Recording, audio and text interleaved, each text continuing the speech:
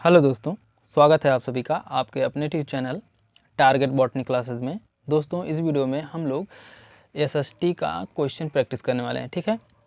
और ये practice set number 5 है। 4 प्रैक्टिस सेट हम लोगों ने मिलकर सॉल्व किया है। जो लोग अभी पिछला चारों प्रैक्टिस सॉल्व नहीं किए हैं वे जा कर के उनको भी सॉल्व करें, क्योंकि ये 2024 का प्रैक्टिस सेट है। ओके, तो चलिए देर ना करते हुए वीडियो को स्टार्ट करते हैं। और जो लोग प्रीवियस ईयर क्वेश्चन पेपर का प्रैक्टिस करना चाहते हैं वे लोग अपने YouTube channel target botany classes पर जाएं। वहाँ पर आपको प्रैक्टिस सेट भर भर के मिल जाएंगे, ठीक है। हिंदी का, साइंस का, मैथ का, पेडागोजी का, मतलब सबका।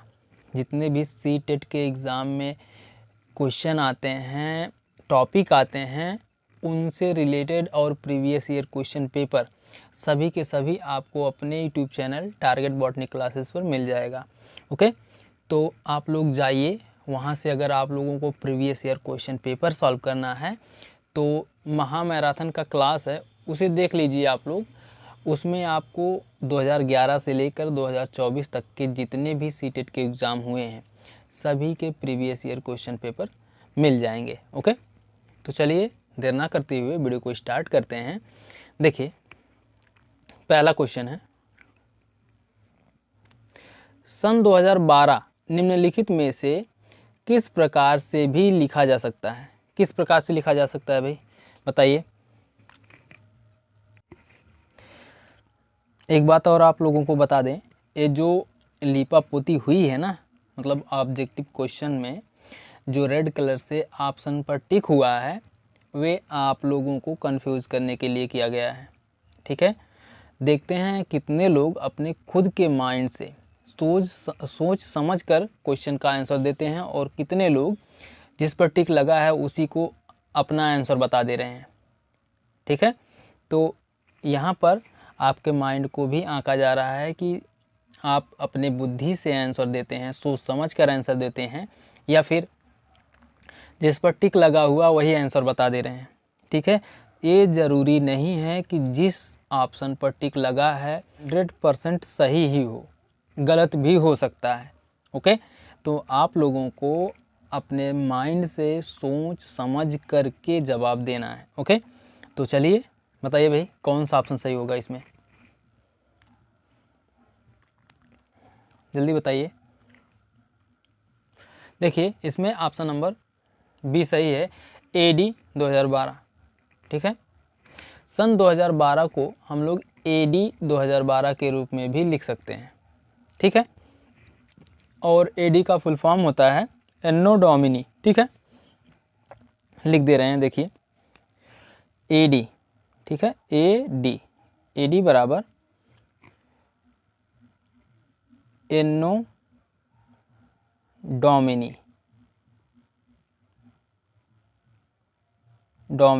ओके।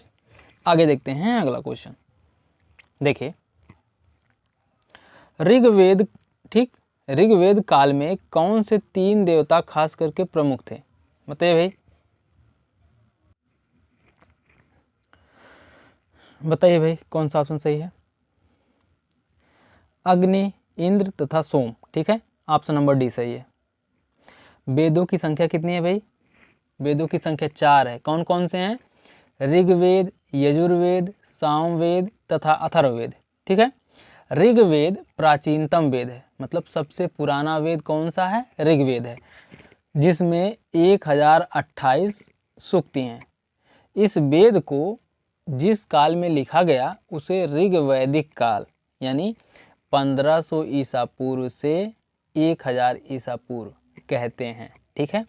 ऋग्वैदिक काल कितना है, 1500 ईसा पूर्व, ठीक है। 1500 ईसा पूर्व से 1000 ईसा पूर्व, इसे कहते हैं ऋग्वैदिक काल, ठीक।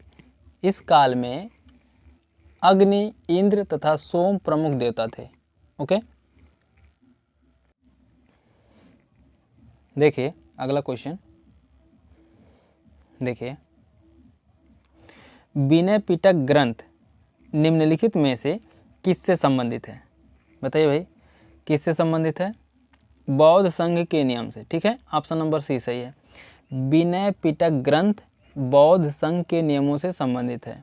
ओके, आगे देखते हैं अगला क्वेश्चन। देखिए, पिंड जिसमें अपनी ऊष्मा व प्रकाश नहीं हो लेकिन वे तारों की रोशनी से चमकते हैं, उन्हें कहा जाता है, क्या कहा जाता है भाई? बताइए, कौन सा ऑप्शन सही है? जल्दी बताइए, बताइए भाई, कौन सा ऑप्शन सही है? ऑप्शन नंबर बी सही है, ग्रह। ठीक है, आ गए ना भाई चपेट में। जितने लोग रेड कलर से जो टिक हुआ है उस ऑप्शन को करेक्ट बता रहे थे, उन लोगों का ऑप्शन गलत हो गया ना। हम आपको बोले थे कि गारंटी नहीं है कि 100% जो है जिस ऑप्शन पर रेड टिक लगा हुआ है वो सही हो, वो गलत भी हो सकता है।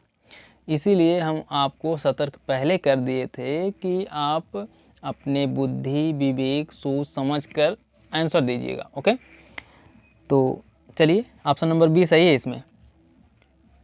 ऐसे पिंड जिनकी अपनी ऊष्मा एवं प्रकाश नहीं होता है परंतु वे तारों की रोशनी से चमकते हैं, उनको ग्रह कहते हैं। ठीक है, ऐसे पिंड जिनकी अपनी ऊष्मा एवं प्रकाश नहीं होता है परंतु वे तारों की रोशनी से चमकते हैं, उनको ग्रह कहते हैं। आप लोग जानते होंगे कि ऐसे पिंड जिनका अपना प्रकाश हो उनको तारा कहते हैं। ठीक है, हमारा सूर्य भी एक तारा है। हमारे सौरमंडल में कुल 8 ग्रह हैं, बुध, शुक्र, पृथ्वी, मंगल, बृहस्पति, शनि, अरुण तथा वरुण। ओके, आगे देखते हैं अगला क्वेश्चन। देखिए, निम्नलिखित में से कौन सा संसार का सबसे बड़ा मरुस्थल है? बताइए भाई, कौन सा है?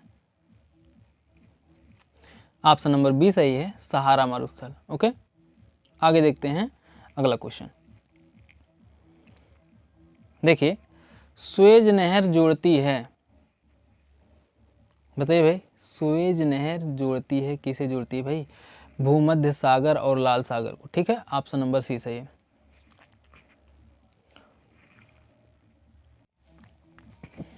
आगे देखते हैं अगला क्वेश्चन। देखिए, पृथ्वी की वाह परत को कहते हैं, क्या कहते हैं भाई? बताइए, पपड़ी या क्रस्ट कहते हैं। ओके, पपड़ी या क्रस्ट या पृथ्वी की संरचना को 3 भागों में विभाजित किया गया है। ठीक है, पृथ्वी की संरचना को 3 भागों में विभाजित किया गया है। पहला भाग है वाह परत या वाह पपड़ी या क्रस्ट। ठीक है, और दूसरा है मध्यम या केंद्रीय भाग जिसे हम लोग कोर कहते हैं। ठीक है, और तीसरा है आंतरिक भाग को आवरण या मेंटल कहते हैं। ठीक है, आंतरिक भाग और आंतरिक भाग को हम लोग आवरण या मेंटल भी कहते हैं। ओके, आगे देखते हैं, ऑप्शन नंबर सी सही है भाई। आगे देखते हैं अगला क्वेश्चन। देखिए, क्वेश्चन है, देखिए, BCE का तात्पर्य है, क्या है भाई? बताइए, कौन सा ऑप्शन सही है? Before common era. Okay, option number first ही सही है। आगे देखते हैं अगला क्वेश्चन। देखिए, हम यह आज कैसे जानते हैं कि पूरा पाषाण युग में भारत में शुतुरमुर्ग होते थे? बताइए भाई, कौन सा ऑप्शन सही है? महाराष्ट्र के पटनेपुरा स्थल से शुतुरमुर्ग के अंडों के अवशेष मिले हैं। ओके, ऑप्शन नंबर फर्स्ट ही सही भाई। महाराष्ट्र के पटनेपुरा स्थल से शुतुरमुर्ग के अंडों के अवशेष मिले हैं, जिससे यह प्रमाण मिलता है कि भारत में पूरा पाषाण युग में शुतुरमुर्ग पाए जाते थे। ओके, आगे देखते हैं अगला क्वेश्चन। देखिए, अगला क्वेश्चन है,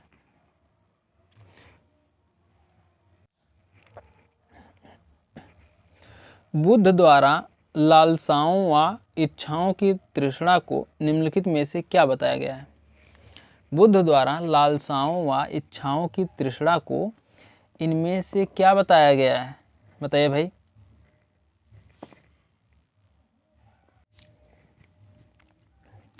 आई थिंक एक क्वेश्चन ही गलत है भाई, क्योंकि तृष्णा जो है इसमें नहीं होना चाहिए था। क्वेश्चन ऐसे होना चाहिए कि बुद्ध द्वारा लालसाओं व इच्छाओं को निम्नलिखित में से क्या बताया गया है, ऐसे होना चाहिए था हमारे हिसाब से। ठीक है, तो ये क्वेश्चन जो है थोड़ा सा मिस्टेक लगता है भाई, इसको हम लोग स्किप करते हैं। इसके बारे में थोड़ा सा जान लेते हैं। देखिए, बुद्ध द्वारा इच्छाओं तथा लालसाओं को तृष्णा कहा गया है। ये इच्छाएं ही दुखों का मुख्य कारण है। इन इच्छाओं को त्याग कर ही मोक्ष प्राप्त किया जा सकता है। महात्मा बुद्ध ने समस्त दुखों को त्यागने के लिए अष्टांगिक मार्ग का प्रतिपादन किया था। ओके, अगर तृष्णा जो है क्वेश्चन में नहीं होता तो ऑप्शन में तृष्णा सही हो जाता, लेकिन क्वेश्चन में ही तृष्णा को दे दिया गया है, तृष्णा शब्द, तो ये डाउटफुल है भाई, इसको छोड़ देते हैं हम लोग, क्योंकि बुद्ध द्वारा इच्छाओं तथा लालसाओं को तृष्णा कहा गया है। अब क्वेश्चन में तृष्णा भी शामिल कर दिया है। ठीक है, इसे स्किप करते हैं भाई, आगे देखते हैं।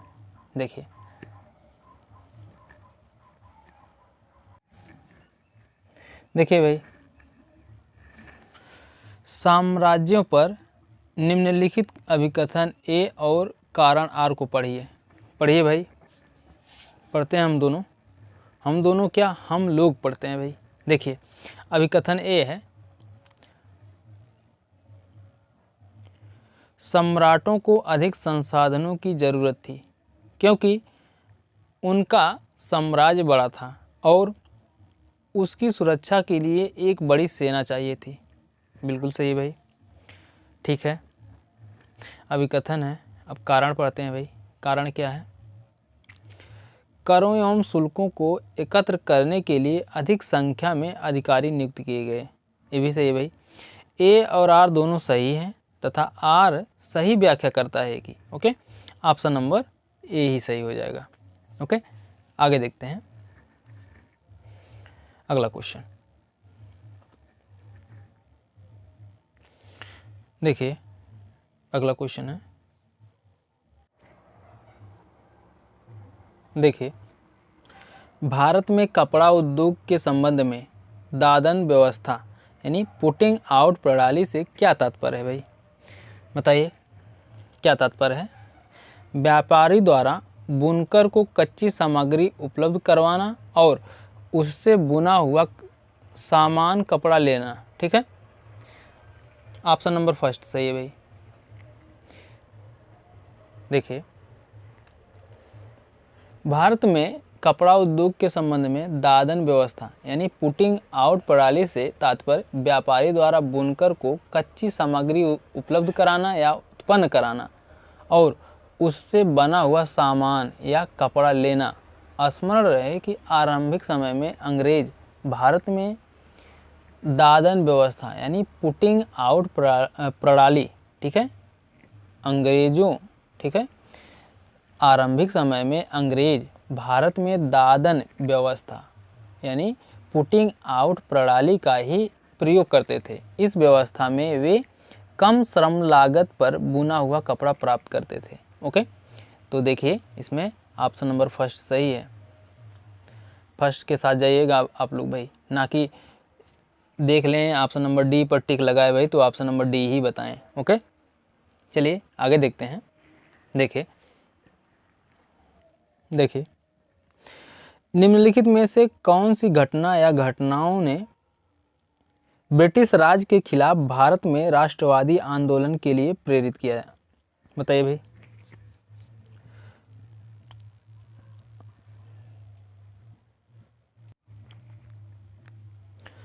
आर्म्स एक्ट पारित किया गया तथा भारतीयों द्वारा अपने पास हथियार रखने का अधिकार छीन लिया गया। ठीक है, आर्म्स एक्ट पारित किया गया तथा भारतीयों द्वारा अपने पास हथियार रखने का अधिकार छीन लिया गया। सही है भाई, आगे देखते हैं। देखिए, वर्नाकुलर प्रेस एक्ट पारित किया गया जिससे सरकार की आलोचना करने वालों को चुप कराया जा सके। ओके, ये भी सही है भाई। इल्बर्ट बिल, जिसमें प्रावधान किया गया था कि भारतीय न्यायाधीश भी ब्रिटिश या यूरोपीय व्यक्तियों पर मुकदमा चला सकते हैं उसको वापस लिया गया है। ठीक है, उसको वापस ले लिया गया है। ये भी सही है भाई, ऑप्शन नंबर सी ये भी सही है। आगे देखते हैं, बाल विवाह निषेध एक्ट 1929 में पारित किया गया। नहीं भाई, ये ऑप्शन गलत है। ठीक है,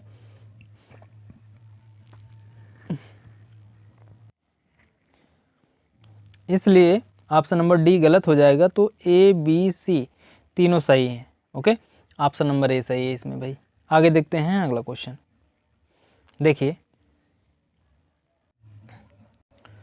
देखिए भारत जो कि एक लोकतांत्रिक देश है में सार्वभौमिक वयस्क मताधिकार का अर्थ है क्या है भाई? बताइए, सार्वभौमिक मताधिकार का अर्थ प्रत्येक व्यक्ति जो 18 साल से ऊपर की उम्र का है उसे मत देने का अधिकार है। ठीक है, चाहे उसकी सामाजिक एवं आर्थिक पृष्ठभूमि कैसी भी हो। ठीक है, ऑप्शन नंबर डी सही है भाई। आगे देखते हैं अगला क्वेश्चन। देखिए,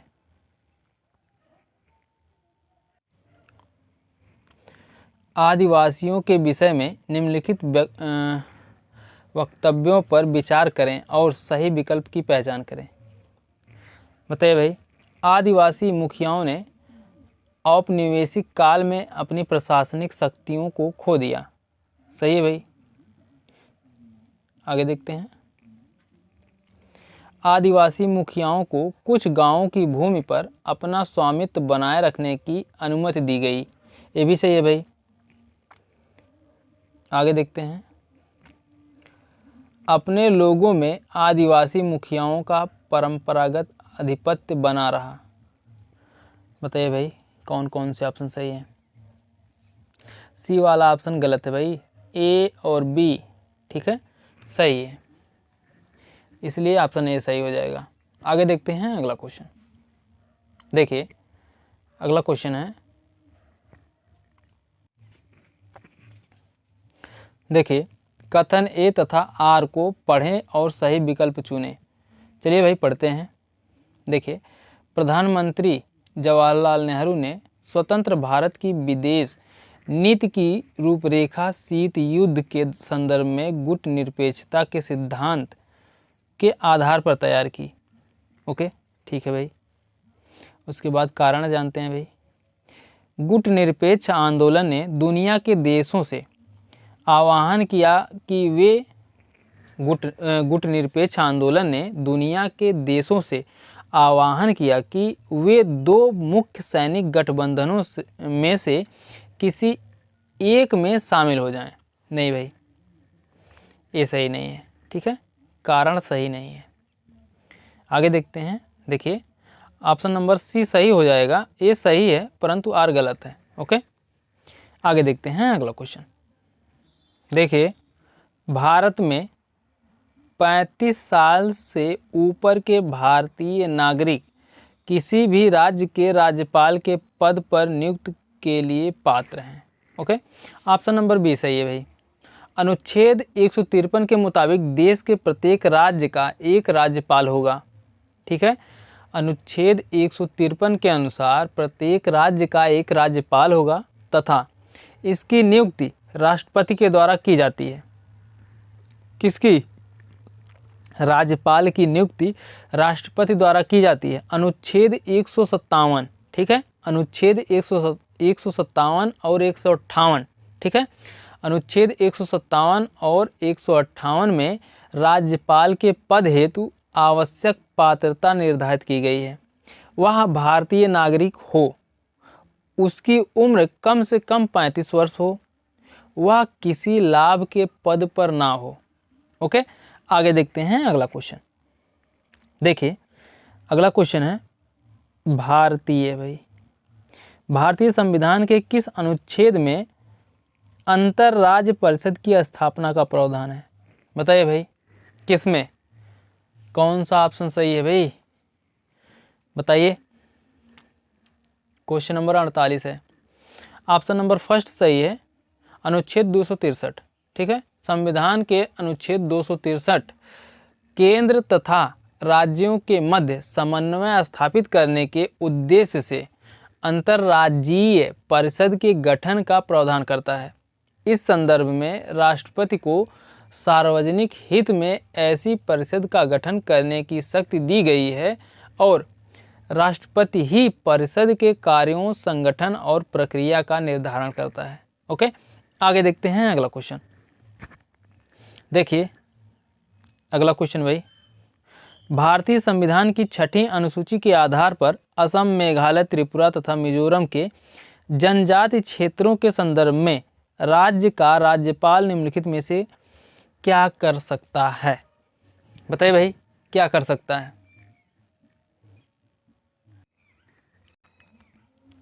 नया स्वशासी जिला बना सकता है या बना सकेगा भाई, ठीक है, नया स्वशासी जिला बना सकेगा। और दूसरा है किसी स्वशासी जिले का क्षेत्र बढ़ा सकेगा, ठीक है भाई, दोनों के दोनों ऑप्शन सही है भाई, इसलिए ऑप्शन नंबर फर्स्ट सही हो जाएगा। पहला और दूसरा दोनों ऑप्शन सही है। भारतीय संविधान की 6ठी अनुसूची के अनुसार असम, मेघालय, त्रिपुरा तथा मिजोरम के जनजातीय क्षेत्रों के संबंध में राज्यपाल नया स्वशासी जिला बना सकता है या उसके क्षेत्र को बढ़ा सकता है। ओके, आगे देखते हैं अगला क्वेश्चन। देखिए, भारत में राष्ट्रपति पर महाभियोग चलाने की प्रक्रिया का उल्लेख भारतीय संविधान के किस अनुच्छेद के तहत किया गया है? बताइए भाई, कौन सा ऑप्शन सही है? क्वेश्चन नंबर 50, आंसर बताइए आप लोग, कौन सा सही होगा? ऑप्शन नंबर सी सही है, अनुच्छेद 61, ठीक है। भारत में राष्ट्रपति के महाभियोग की प्रक्रिया का वर्णन अनुच्छेद 61 में किया गया है। भारतीय संविधान में यह प्रावधान संयुक्त राज्य अमेरिका के संविधान से लिया गया है। ओके, भारत में राष्ट्रपति के महाभियोग की प्रक्रिया संयुक्त राज्य अमेरिका के संविधान से लिया गया है। ओके, ऑप्शन नंबर सी सही है। आगे देखते हैं अगला क्वेश्चन। देखिए, संपत्ति का अधिकार एक है, क्या है भाई? संपत्ति का अधिकार क्या है बताइए? कानूनी अधिकार। ओके, ऑप्शन नंबर सी सही है। संपत्ति का अधिकार एक कानूनी अधिकार है। जनता सरकार ने भाग 3 में मूल अधिकारों की सूची में से संपत्ति के अधिकार को पूर्णतया नष्ट कर दिया है। यह 44वें संविधान संशोधन अधिनियम 1978 द्वारा किया गया है। अब यह कानूनी अधिकार मात्र रह गया है। ओके, आगे देखते हैं अगला क्वेश्चन। देखिए, अगला क्वेश्चन है, भारतीय संविधान के 55वें संविधान संशोधन 1986 के अंतर्गत निम्नलिखित में से किसको पूर्ण राज्य का दर्जा मिला? बताइए भाई, किसको मिला भाई? ऑप्शन नंबर सी सही है, अरुणाचल प्रदेश। ओके, आगे देखते हैं अगला क्वेश्चन। देखिए, भारत में उपराष्ट्रपति का चुनाव एक निर्वाचन मंडल करता है जिसमें संसद के दोनों सदनों के सदस्य होते हैं। ऑप्शन नंबर बी सही है भाई। उपराष्ट्रपति का निर्वाचन संसद के दोनों सदनों के सदस्यों से मिलकर बनने वाले निर्वाचक गण द्वारा अनुपातिक प्रतिनिधित्व पद्धति के अनुसार एकल संक्रमणीय मत द्वारा होता है और ऐसे निर्वाचन में मतदान गुप्त होता है। आगे देखते हैं अगला क्वेश्चन। देखिए, भारतीय संविधान के किस अनुच्छेद के अंतर्गत संसद को यह अधिकार है कि यह संविधान का संशोधन कर सके? बताइए भाई, कौन सा ऑप्शन सही है?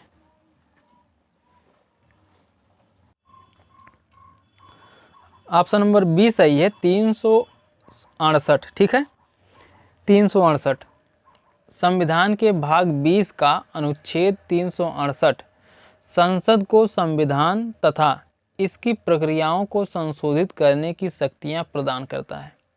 अनुच्छेद 368 में वर्णित प्रक्रिया के अनुसार संसद संविधान में नए उपबंध जोड़कर या किसी उपबंध को हटाकर या बदलकर संविधान में संशोधन कर सकती है।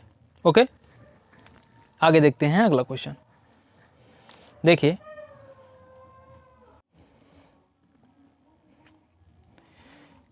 किसी स्थान के बारे में निम्न सूचनाओं पर विचार करें। यह 30 डिग्री अक्षांश पर स्थित है, यह उत्तरी गोलार्ध में स्थित है, यह प्रमुख यामोत्तर से पूर्व में स्थित है। इस स्थान की ग्लोब पर सही स्थिति दर्शाने हेतु क्या होगा भाई? कौन सा ऑप्शन सही होगा? BC की आवश्यकता होगी? नहीं भाई, सूचना अपर्याप्त है। ऑप्शन नंबर डी सही है। ठीक है, ग्लोब पृथ्वी को छोटे रूप में दिखाने वाला मॉडल होता है। ठीक है, ग्लोब पृथ्वी को छोटे रूप में दिखाने वाला मॉडल होता है। ग्लोब पर देशों, महाद्वीपों तथा महासागरों को उनके सही आकार में दिखाया जाता है। ग्लोब झुकी हुई अवस्था में स्थित होता है जिसे अक्ष कहा जाता है। ग्लोब पर वे दो बिंदु जिनसे होकर अक्ष गुजरता है उत्तर तथा दक्षिण ध्रुव हैं। ठीक है, ग्लोब को इस अक्ष के चारों ओर पृथ्वी पश्चिम से पूर्व की ओर घूमती है, परंतु वास्तव में ग्लोब में पृथ्वी पर ऐसा कोई अक्ष नहीं होता है। यह अपने अक्ष पर चारों ओर घूमता है, जो एक काल्पनिक रेखा है। ओके, आगे देखते हैं अगला क्वेश्चन। देखिए, अगला क्वेश्चन है, निम्नलिखित में से किस गैस को वायु प्रदूषणकारी गैस नहीं माना जाता? बताइए भाई, किसे नहीं माना जाता? क्वेश्चन नंबर 56 है। CO2 को। ऑप्शन नंबर डी बोल रहे हैं, ऑप्शन नंबर बी सही है। ओके भाई, चलिए आगे देखते हैं अगला क्वेश्चन। देखिए,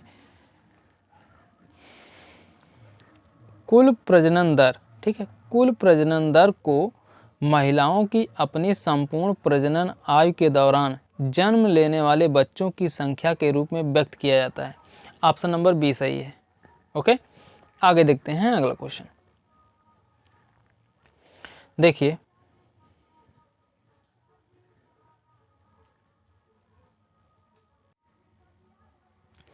निम्नलिखित में कौन सा मानसून के बारे में गलत है? बताइए भाई। मानसून मौसमी हवाएं होती हैं जो मौसम के बदलाव के साथ प्रवाह की अपनी दिशा को उलट देती हैं। सही है भाई, आगे देखते हैं। देखिए, मानसून शब्द की उत्पत्ति अरबी मौसिम या मलायन मांस्ट से हुई है। ये भी सही है भाई। भारत में वर्षा में मानसून महत्वपूर्ण भूमिका निभाता है। ये भी सही है। मानसून प्रवाह सर्दियों के दौरान समुद्र में उतरता है। नहीं भाई, ऑप्शन नंबर डी गलत है, और इस क्वेश्चन में नेगेटिव ही पूछा है। नेगेटिव का आंसर नेगेटिव ही होगा। आगे देखते हैं अगला क्वेश्चन। ऑप्शन नंबर डी सही है, इसमें भूलिएगा मत। आगे देखते हैं। देखिए, निम्नलिखित में से कौन सा विकल्प कृष्णा नदी की सहायक नदी नहीं है? बताइए भाई, कौन सा विकल्प? ब्राह्मणी। ठीक है, ऑप्शन नंबर डी सही है, ब्राह्मणी कृष्णा नदी की सहायक नदी नहीं है। यह झारखंड राज्य में बहने वाले एक सामयिक नदी तथा द्वारिका नदी की सहायक नदी है। से सभी कोयना, भीमा तथा तुंगभद्रा सभी कृष्णा की सहायक नदियां हैं भाई। ओके, आगे देखते हैं अगला क्वेश्चन। देखिए,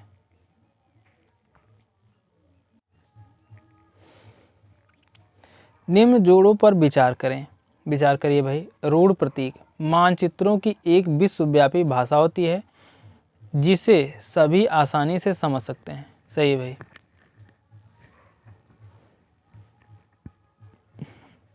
रेखाचित्र बड़े पैमाने पर छोटे क्षेत्र का आरेखन। नहीं भाई। खाका एक आरेखन है जो याददाश्त और स्थानीय परीक्षण पर आधारित होता है। नहीं भाई।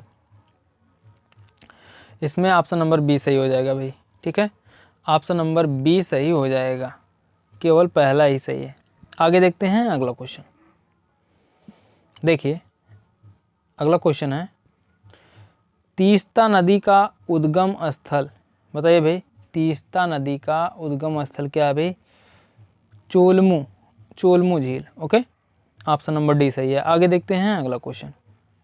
देखिए आर्डोस रेगिस्तान कहाँ स्थित है? आर्डोस रेगिस्तान कहाँ स्थित है? चीन में। ओके, ऑप्शन नंबर डी सही है भाई, आर्डोस रेगिस्तान चीन में स्थित है। आगे देखते हैं। देखिए निम्नलिखित में से कौन सा बस्ती पैटर्न समतल उपजाऊ कृषि क्षेत्र के रूप में विकसित हो सकता है? बताइए भाई। आयताकार, ठीक है, ऑप्शन नंबर सी सही है।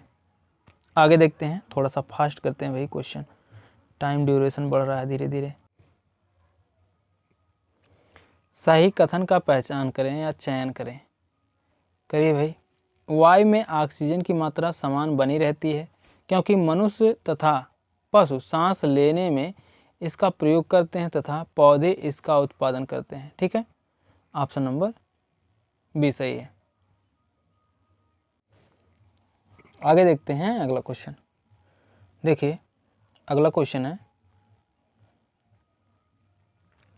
शास्त्रीय नृत्य कुचिपुड़ी किस भारतीय राज्य से संबंधित है? बताइए भाई, शास्त्रीय नृत्य कुचिपुड़ी किस भारतीय राज्य से संबंधित है?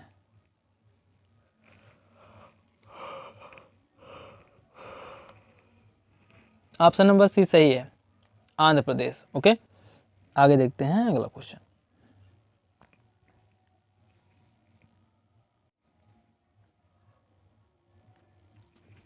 देखिए बथुकम्मा, ठीक, बथुकम्मा फूलों का एक रंगीन तथा जीवंत त्यौहार है तथा यह सांस्कृतिक पहचान के प्रतीक के रूप में है। यह निम्नलिखित में से किस भारतीय राज्य में मनाया जाता है? बताइए भाई, किस भारतीय राज्य में मनाया जाता है? तेलंगाना में, ऑप्शन नंबर सी सही है भाई। आगे देखते हैं अगला क्वेश्चन। देखिए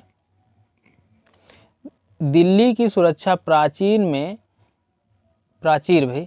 में निम्न में से कौन सा इब्न बतूता के द्वारा सबसे उत्तम दरवाज़ा बनाया गया था या बनवाया गया था कह सकते हैं? बताइए भाई, कौन सा ऑप्शन सही है? बदायूं दरवाज़ा, ठीक है, ऑप्शन नंबर बी सही है। आगे देखते हैं अगला क्वेश्चन। देखिए अगला क्वेश्चन है, घेटोआइजेशन, ठीक है, घेटोआइजेशन शब्द आमतौर पर निम्नलिखित में से कौन से इलाकों या क्षेत्रों को दर्शाता है? बताइए भाई, कौन से क्षेत्रों को दर्शाता है? बताइए।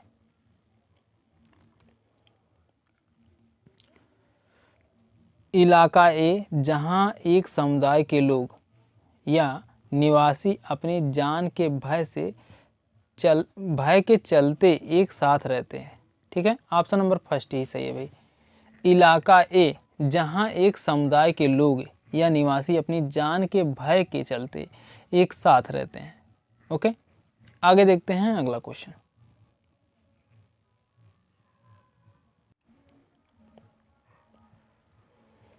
देखिए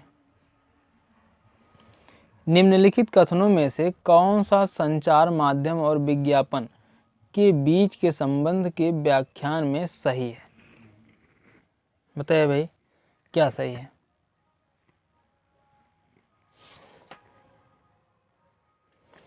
जनसंचार माध्यम राजस्व पाने के लिए विज्ञापनों पर निर्भर करता है।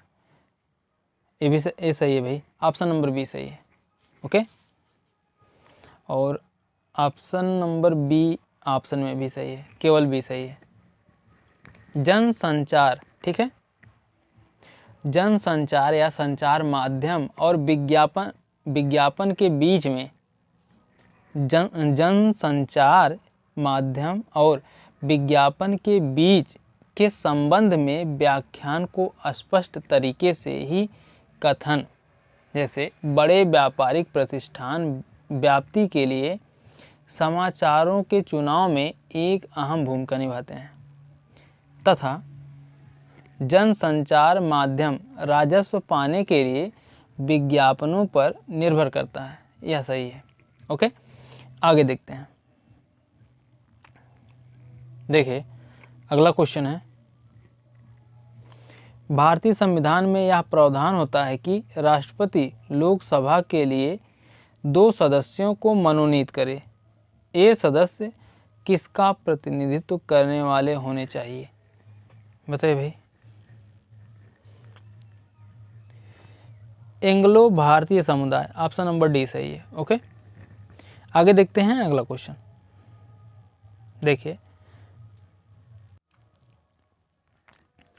देखिए सामाजिक विज्ञानों के शिक्षण में बच्चों के संवेग बहुत आसानी से उजागर होते हैं, शब्दों से नहीं बल्कि दृश्य और आवाज़ों से। इसके लिए शिक्षण का कौन सा तरीका सबसे अधिक प्रभावी है? बताइए भाई, कौन सा तरीका बताइए? क्षेत्र भ्रमण और सर्वेक्षण। ठीक है, ऑप्शन नंबर फर्स्ट ही सही है। आगे देखते हैं अगला क्वेश्चन। देखिए निम्नलिखित में से कौन सा कथन इतिहास विज्ञान की तरह का समर्थन करता है?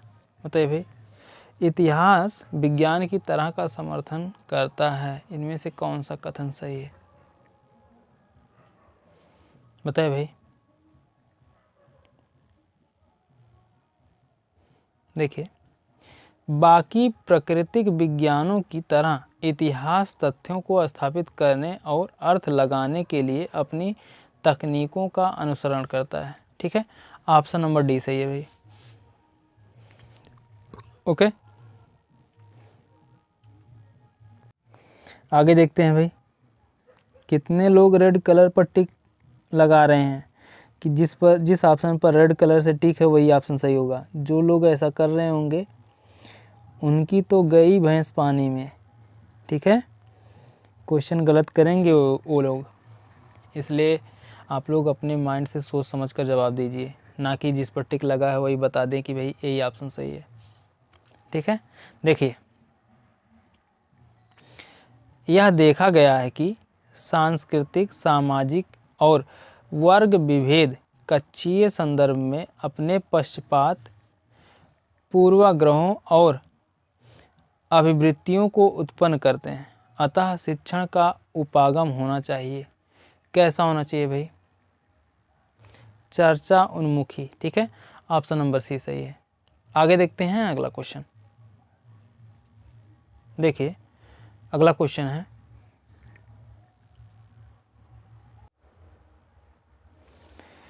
निम्नलिखित कथनों में से कौन से कथन सामाजिक विज्ञान के अध्ययन के बारे में अति उपयुक्त है? बताइए भाई। विचार, रहन सहन और सांस्कृतिक प्रथाओं के अंतरों की भिन्नताओं का सम्मान करना सीखने के लिए। ठीक है, सही है भाई, ऑप्शन नंबर फर्स्ट सही है। आगे देखते हैं। अतीत के संबंध में गर्व और विषाद की भावना पैदा करने के लिए। नहीं भाई, ऑप्शन नंबर बी नहीं सही है, गलत है। आगे देखते हैं। समाज के एक सक्रिय, उत्तरदायी और चिंतनशील सदस्य के रूप में विकसित होने के लिए। सही है भाई, ऑप्शन नंबर सी भी सही है। देखिए यह समझने के लिए कि हम जिस समाज में रहते हैं उसकी संरचना और प्रबंधन कैसे होता है तथा उसे शासित कैसे किया जाता है, ये भी सही है भाई। ठीक है, तो ऑप्शन जो है ए सी डी सही है। ठीक है, ऑप्शन नंबर सी सही है। आगे देखते हैं अगला क्वेश्चन।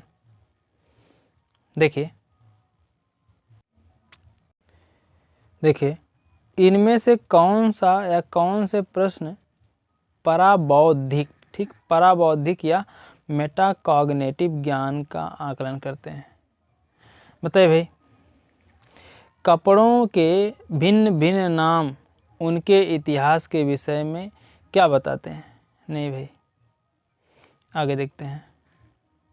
देखिए अपनी बस्ती की हाशियाई, ठीक है, अपनी बस्ती के हाशियाई समुदाय को पहचाने, इस समुदाय के सदस्य के रूप में अपनी भावनाएं प्रकट करने के लिए कविता या गीत या पोस्टर बनाएं। सही है भाई, बी ऑप्शन सही है। आगे देखते हैं, भारतीय धर्म निरपेक्षता क्या है? संविधान की कुछ विशेषताएं जो धर्म निरपेक्षता को बढ़ावा देती हैं को सूचीबद्ध करें। नहीं भाई, आगे देखते हैं, भारत के किसी भी चाय बागान के इतिहास का अवलोकन करें। इनके मजदूर किस प्रकार नील की खेती में मजदूरों से भिन्न या समान थे? परीक्षण करें। ये सही है भाई, बी और डी सही है। और आगे पढ़ते हैं, बहादुर शाह जफर के द्वारा विद्रोह का समर्थन करने से लोगों और शासक परिवारों पर क्या प्रभाव पड़ा? ये भी सही है भाई, ठीक है। तो ऑप्शन नंबर सी सही है, बी, डी और ई सही है। ओके, आगे देखते हैं अगला क्वेश्चन।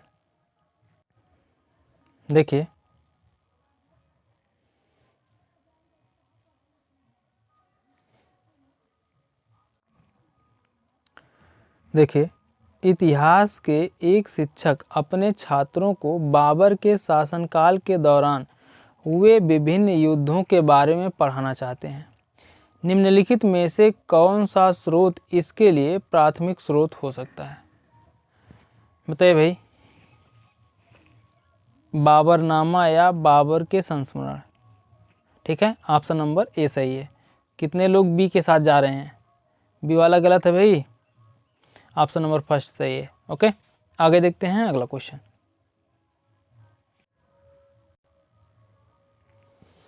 देखिए, अगला क्वेश्चन है, प्रगतिशील शिक्षा पद्धति होती है, कैसी होती है भाई? बताइए। बाल केंद्रित, ठीक है, ऑप्शन नंबर डी सही है। आगे देखते हैं अगला क्वेश्चन, प्रगतिशील शिक्षा पद्धति बाल केंद्रित होती है। इस पद्धति के अंतर्गत शिक्षण सामग्री, पाठ्य पुस्तक, शिक्षण विधि आदि सभी बालकों के अनुकूल होते हैं ताकि बच्चों को आसानी से बोध हो सके तथा अधिगम प्रक्रिया तेज हो सके। ओके, आगे देखते हैं अगला क्वेश्चन। देखिए, सामाजिक विज्ञान का अध्यापक आमतौर पर अलग अलग छात्रों को अलग अलग काम देता है। वह विश्वास करता है, क्या विश्वास करता है भाई? छात्रों के बीच व्यक्तिगत भिन्नताएं पाई जाती हैं, ठीक है। ऑप्शन नंबर बी सही है, बिल्कुल सही है भाई, ठीक है। आगे देखते हैं, एक मिनट भाई।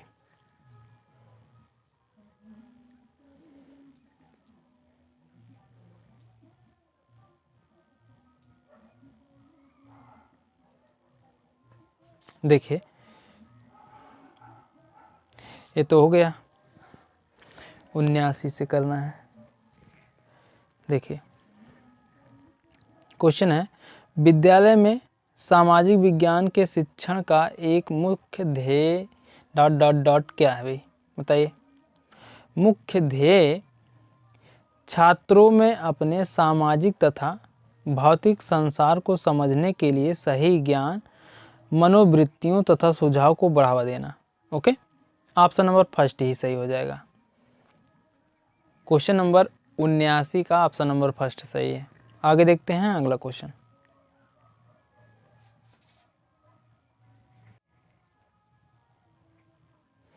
देखिए, अगला क्वेश्चन है,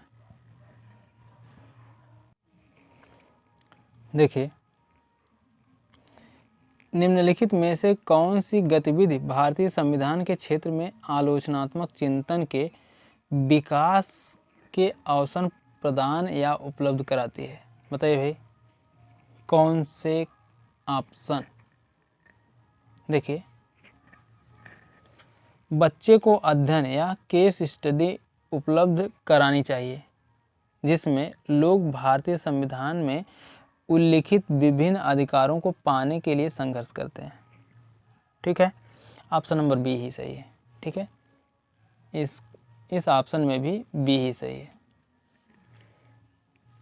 भारतीय संविधान के क्षेत्र में आलोचनात्मक चिंतन के विकास के अवसर बच्चों को अध्ययन उपलब्ध कराने चाहिए, जिसमें लोग भारतीय संविधान में उल्लिखित विभिन्न अधिकारों को पाने के लिए संघर्ष करते हैं, जैसे गतिविधि उपलब्ध कराती है।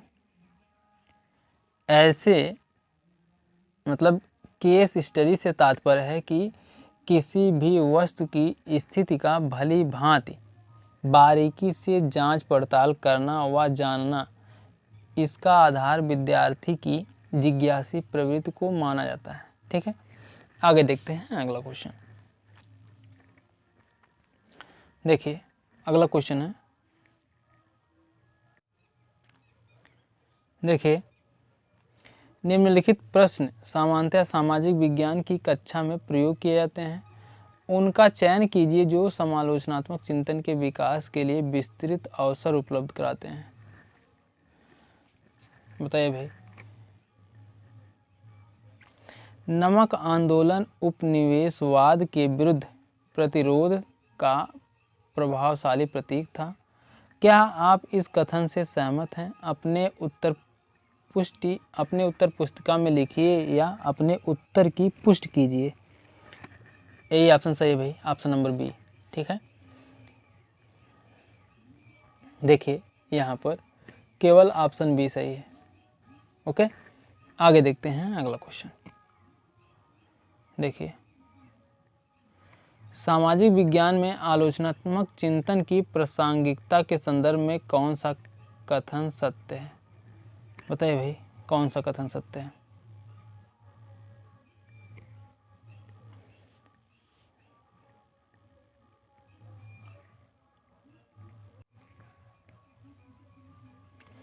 सत्य की खोज में प्रश्नों और आलोचनाओं के उद्दीपन। सही भाई। अपनी आशाओं और अभिलाषाओं का अनुसरण करने में सहायक, दूसरों की आशाओं और उद्देश्यों के अनुसरण में सहायक,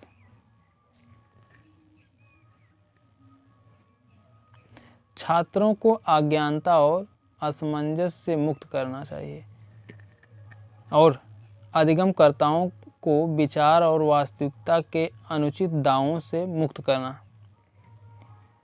बताइए भाई। तो इसमें ए और डी और ई सही है। ठीक है, ऑप्शन नंबर डी सही है। क्वेश्चन नंबर 82 का ऑप्शन नंबर डी सही है, ए डी और ई। ओके, आगे देखते हैं अगला क्वेश्चन। देखिए अगला क्वेश्चन है, निम्नलिखित में से कौन सा सामाजिक विज्ञान अनुदेशात्मक प्रक्रिया का हिस्सा नहीं होना चाहिए? बताइए भाई।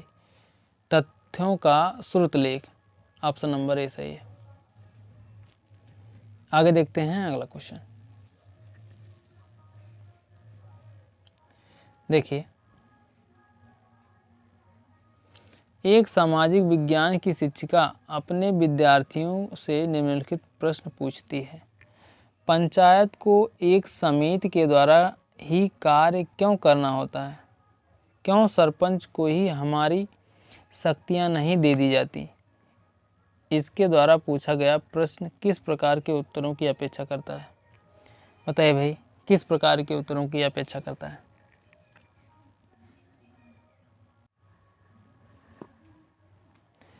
उसके द्वारा पूछा गया प्रश्न किस प्रकार के उत्तरों की अपेक्षा करता है? बताइए भाई। पंचायत व्यवस्था की गहन समझ। सही है भाई। खतरों व लाभों के बारे में सोचना, ये भी सही है।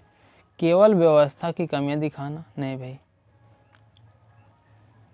विभिन्न विकल्पों की तुलना करके स्थिति को बेहतर बनाने की लगातार खोज में लगना, ठीक है, ये भी सही है। तो ए, बी और डी ऑप्शन सही है। ठीक है, ऑप्शन नंबर सी सही है, ए, बी और डी। ओके, आगे देखते हैं अगला क्वेश्चन। देखिए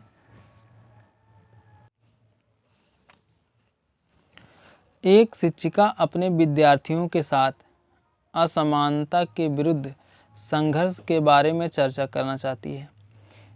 इसके लिए वह अपनी चर्चा में निम्न उदाहरणों में से कौन से उपयुक्त उदाहरण सम्मिलित कर सकती है? बताइए भाई। रोजा पार्कर्स की कहानी, ठीक है, ठीक है भाई। जानने का हक गीत विनय महाजन द्वारा लिखित। तवा मत्स्य संघ की एक शैली। शिक्षार्थी के जीवन से कोई उदाहरण, ठीक है।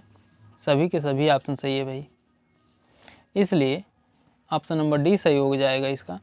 ए बी सी डी सभी सही हैं। ओके, क्वेश्चन नंबर 85 का ऑप्शन नंबर डी सही है। आगे देखते हैं। देखिए,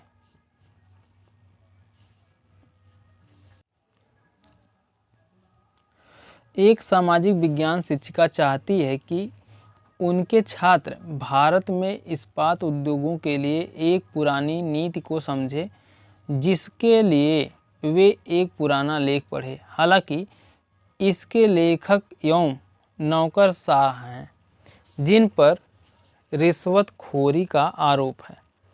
शिक्षिका इस सोच में है कि इस लेख का उपयोग करे या ना करे और कैसे करे। सामाजिक विज्ञान शिक्षिका के लिए निम्नलिखित में से कौन सा सबसे अधिक जिम्मेदार दृष्टि है या जिम्मेदार दृष्टिकोण है? बताइए भाई, कौन सा है?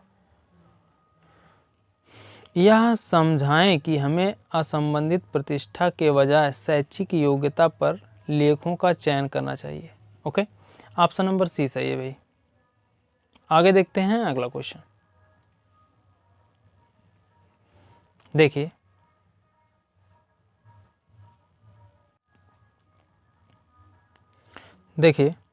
प्रिया औपनिवेशिक बंगाल में नील की खेती करने वाले लोगों की स्थितियों हालातों को समझना चाहती थी, किंतु इसके लिए वह केवल द्वितीयक स्रोत ही जुटा पाई। निम्न में से कौन से साक्ष्य उसे मिले? बताइए भाई, कौन से साक्ष्य मिले? बताइए भाई, कौन सा ऑप्शन सही है? 19वीं शताब्दी के बंगाल में नील की खेती पर एक इतिहासकर्ता का अनुसंधान, ठीक है। ऑप्शन नंबर फर्स्ट ही सही हो जाएगा भाई, ठीक है। केवल पहला ही सही है और बाकी दोनों के दोनों गलत हैं। प्रिया द्वारा संबंधित विषय में द्वितीयक स्रोत के रूप में उसे 19वीं शताब्दी के बंगाल में नील की खेती पर एक इतिहासकर्ता का अनुसंधान प्राप्त हुआ, अर्थात जो आंकड़े किसी प्रकाशित अथवा अप्रकाशित साधनों, निजी प्रकाशन, समाचार पत्र, गैर सरकारी प्रलेखों द्वारा एकत्र किए जाते हैं, द्वितीयक स्रोत कहलाते हैं, ठीक है। फिर से सुन लीजिए एक बार। जो आंकड़े किसी प्रकाशित अथवा अप्रकाशित साधनों, निजी प्रकाशन, समाचार पत्र, गैर सरकारी प्रलेखों द्वारा एक या एकत्र किए जाते हैं, द्वितीयक स्रोत कहलाते हैं, ठीक है।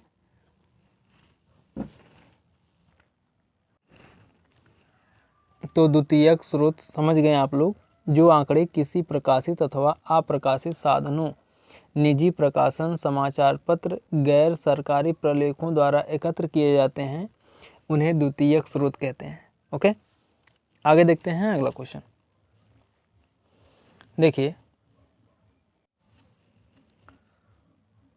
देखिए, निम्न में से कौन सा सामाजिक विज्ञान परियोजना करते हुए विद्यार्थी द्वारा द्वितीयक स्रोत के प्रयोग की ओर इशारा करता है? बताइए भाई, कौन सा ऑप्शन सही है? एक सरकारी अस्पताल में भ्रमण या विजिट नहीं भाई। एक फिल्म की समीक्षा करना, बिल्कुल सही है, बी ऑप्शन सही है भाई। एक स्वतंत्रता सेनानी का साक्षात्कार करना, नहीं भाई। प्राकृतिक संसाधनों के प्रयोग पर एक वृत्त चित्र यानी डॉक्यूमेंट्री, ए सही है भाई, ठीक, डी ऑप्शन। सिक्कों के संग्रहालय रिजर्व बैंक ऑफ इंडिया में भ्रमण, नहीं भाई, बी डी ऑप्शन सही है भाई। देखिए ऑप्शन नंबर बी सही है, बी डी। ओके, आगे देखते हैं अगला क्वेश्चन। देखिए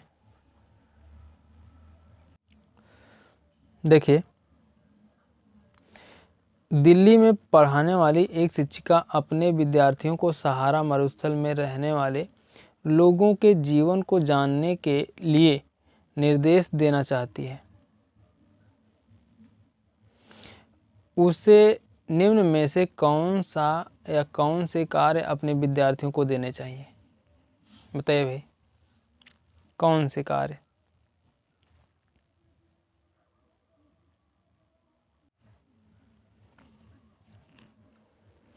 द्वितीयक आंकड़ों पर आधारित परियोजना कार्य, सही है भाई। आगे देखते हैं। क्षेत्र भ्रमण करना, नहीं भाई, क्षेत्र भ्रमण नहीं होगा। सहारा मरुस्थल पर एक चलचित्र यानी डॉक्यूमेंट्री दिखाना, ये भी सही है। ए और सी दोनों सही है, ऑप्शन नंबर सी सही है। आगे देखते हैं अगला क्वेश्चन। देखिए, माना एक शिक्षिका अधिगमकर्ता के पूर्ववर्ती यानी पूर्व ज्ञान को जानना चाहती है, तो वह किस प्रकार के मूल्यांकन को अपनाएगी? बताइए भाई, किस प्रकार के मूल्यांकन को अपनाएगी? ऑप्शन नंबर फर्स्ट ही सही है, निदानात्मक मूल्यांकन। ओके, निदानात्मक मूल्यांकन शिक्षण कार्य के साथ साथ किया जाता है। इस मूल्यांकन में यह पता चलता है या पता लगाया जाता है कि जो विद्यार्थी पढ़ाई के दौरान असफल होते हैं, उन विद्यार्थियों की असफलता के कारण का पता लगाया जाता है। एक शिक्षिका अधिगमकर्ता के पूर्ववर्ती ज्ञान को जानना चाहती है, तो वह निदानात्मक मूल्यांकन को अपनाएगी। ओके, तो दोस्तों ये तो थे एसएसटी के 60 क्वेश्चन, और कमेंट करके आप लोग बताइए कि आप लोगों का कितना क्वेश्चन सही हुआ। ओके, और आप लोगों से कहना चाहते हैं कि अगर आप लोग आपके अपने YouTube channel target botany classes पर नए हैं तो चैनल को सब्सक्राइब कर लीजिए और बेल आइकन को भी प्रेस कर दीजिए, ताकि हमारे हर नए वीडियो का नोटिफिकेशन आप तक हमेशा पहुंचता रहे। ओके, मिलते हैं नेक्स्ट वीडियो में। Take care, good bye.